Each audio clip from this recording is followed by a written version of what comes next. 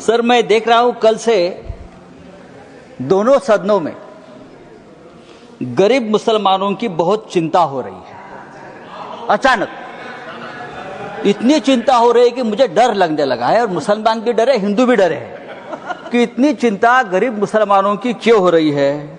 रिजू जी, मैंने आपका भाषण सुना, फिर गृह मंत्री जी का भाषण सुना। मुसलमानों की इतनी चिंता बैरिस्टर जिन्ना भी नहीं करते थे। बैरिस्टर मोहम्मद अली जिन्ना ने भी कभी इतनी चिंता मुसलमानों की नहीं की थी, वो आप कल से कर रहे हो। मुझे तो लगा कि बैरिस्टर जिन्ना का कब्र से आत्मा उठकर अपने शरीर में घुस गया।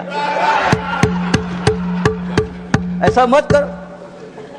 हमें पहले लगता था कि हम सब मिलकर एक हिंदू राष्ट्र बना रहे हैं, लेकिन आपका भाषण, ये आपके सब देखकर मुझे लगा आप हिंदू पाकिस्तान बनाने जा रहे हो। ये लोगों का ध्यान भटकाने की एक रणनीति है।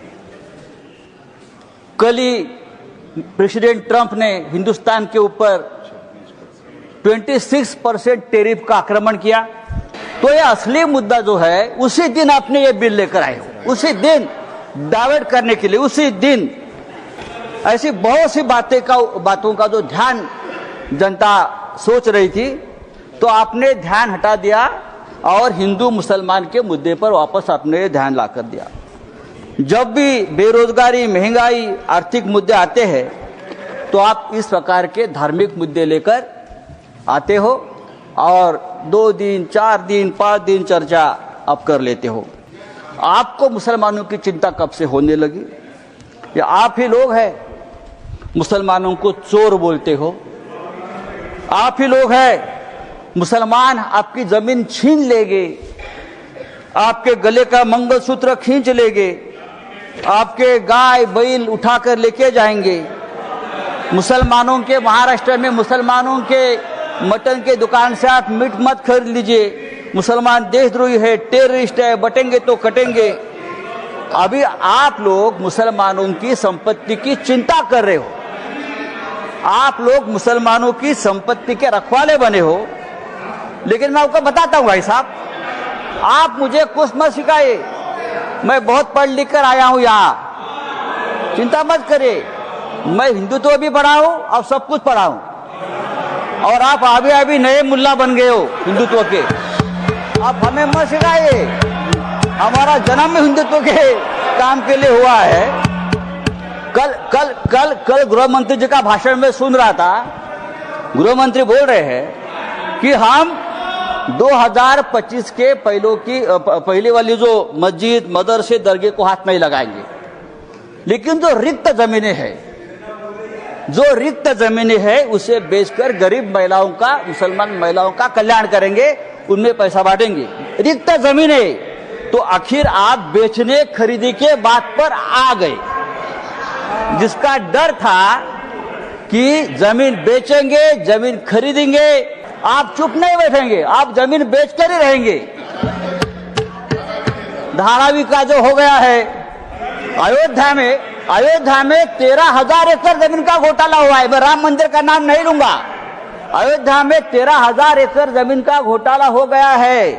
केदारनाथ में 300 किलो सोना गायब हो गया है। आप हमारे हिंदू धर्म की जमीन का रक्षा नहीं कर पा रहे हो, अभी आप मुसलमानों की जमीन की रक्षा करने की बात कर रहे हो। सर, ये जो 2 लाख करोड़ की जमीन है, प्राइम लोकेशंस, वो किसको देने वाले हैं आप? या तो खरीदने वाले एक ही, बेचने वाले भी 2 है, खरीदने वाले भी 1 है।